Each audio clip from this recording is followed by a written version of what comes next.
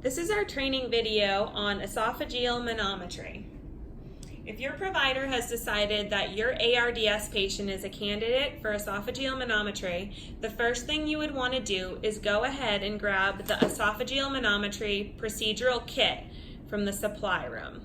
It's sitting by all of our other procedural kits.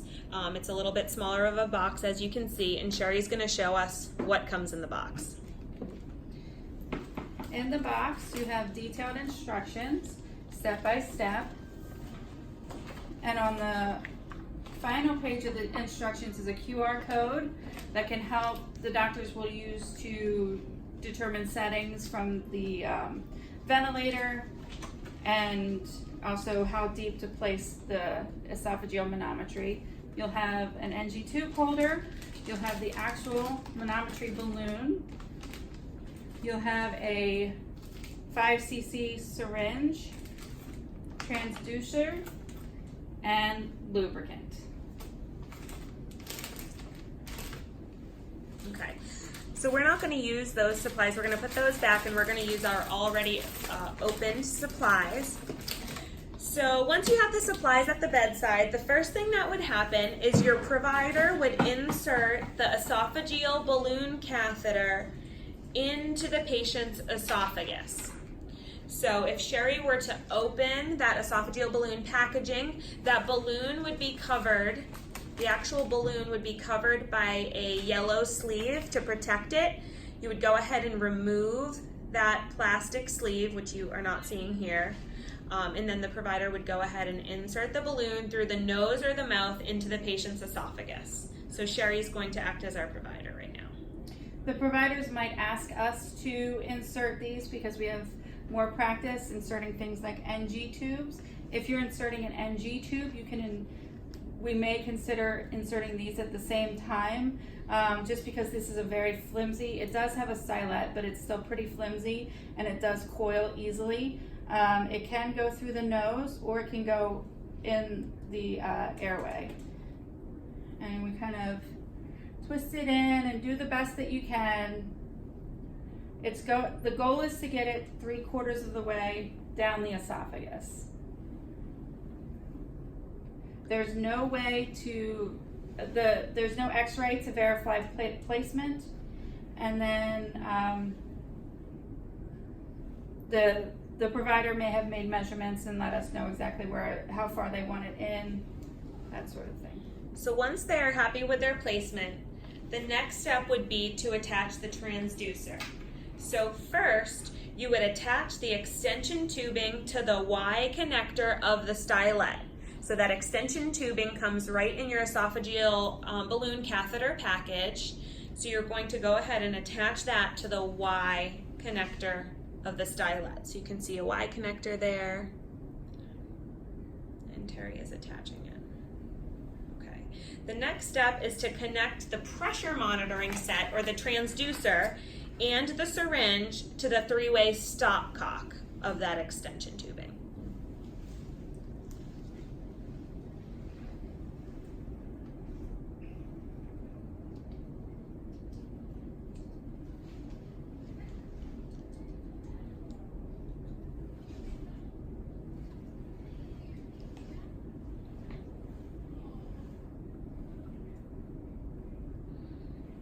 And you should be following your instructions, and you can verify step 3 on the instructions that look just like the picture.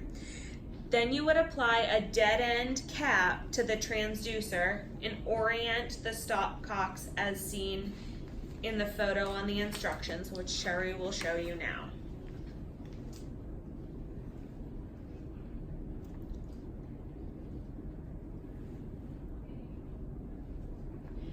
The next step is to label your bedside monitor. So go ahead and put your setup down.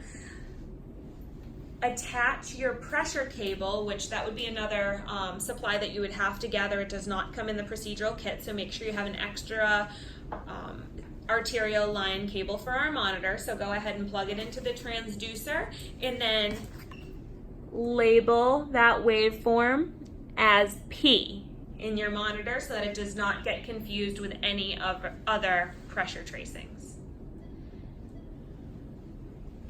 Then we come back to our setup and we are going to remove the syringe, step 5.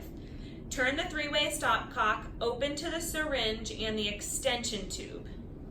Evacuate the air from the balloon by removing the syringe and allowing the balloon to deflate passively. Reattach the syringe.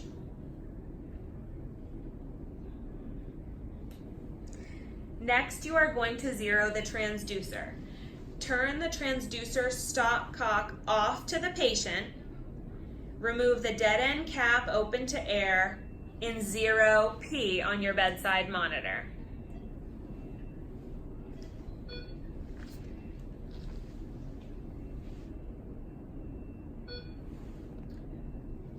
This does not have to be at any specific point on the patient. You just want to make sure that it's at the same point every time. So this can go on an armband. It doesn't have to be at a phlebostatic point, at the phlebostatic access. It can go on any area. I would recommend putting on the armband and just placing it there like you would for your A-line. Next, the provider is going to introduce air into the balloon.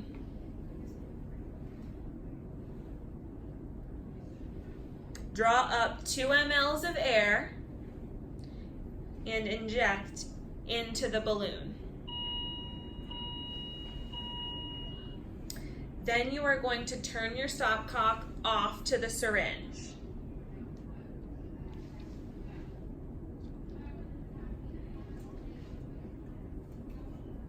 So we're just going to simulate a little bit of pressure on the balloon. Then you are going to select optimum scale on your monitor. And initially you may see what looks like a systolic and a diastolic, and that should soon go away, and you will see, similar to this screen, you will see 1 pressure on the monitor.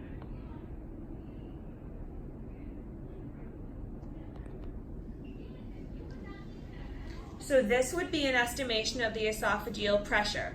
Pressure should increase during inspiration and should increase during a gentle manual compression of the left upper quadrant. If the pressure waveform is similar to the airway pressure, we should suspect tracheal placement.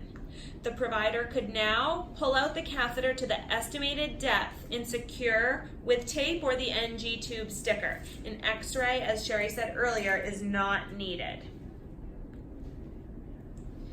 Please note that any pressures taken through this Y connector are for balloon placement only. The stylet and the Y connector must be removed from the catheter before taking pressure measurements for clinical purposes.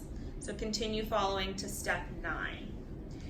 So next, the provider will remove and discard the stylet. So pay attention to where Sherry is actually disconnecting here. You're going to disconnect right there. And then you see Sherry removing the stylet. Okay. If the stylet binds to the catheter during removal, raise the patient's head to straighten the catheter. Never attempt to insert this stylet once it has been removed.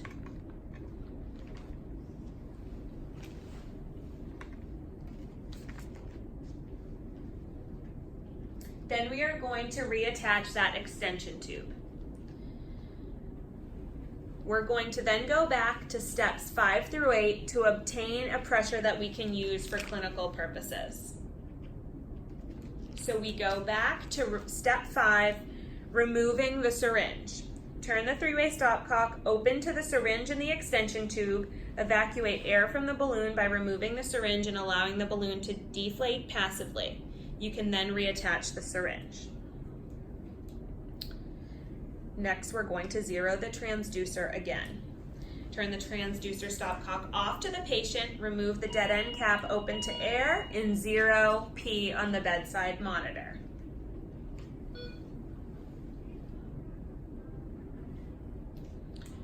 Next, the provider will introduce air into the balloon. So draw up approximately 2 mLs of air We'll inflate the balloon. Then we will turn the stopcock off to the syringe and select optimum scale on your monitor again.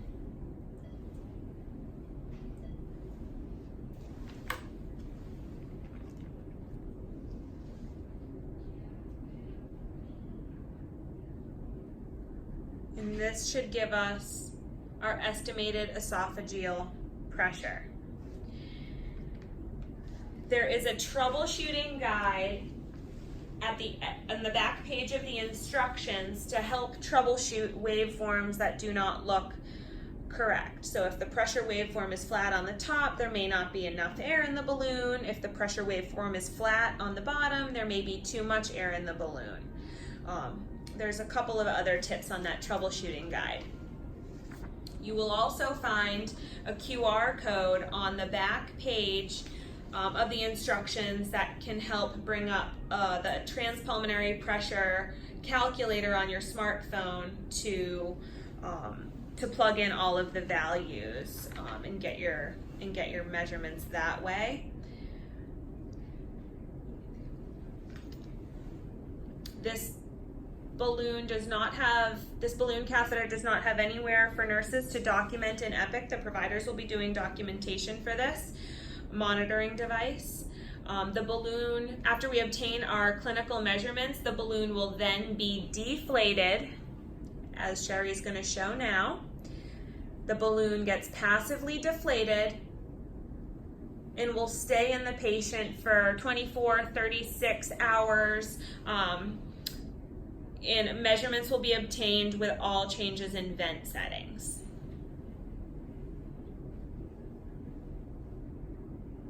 So that's it. You can see Sherry or I if you have any questions. Thank you.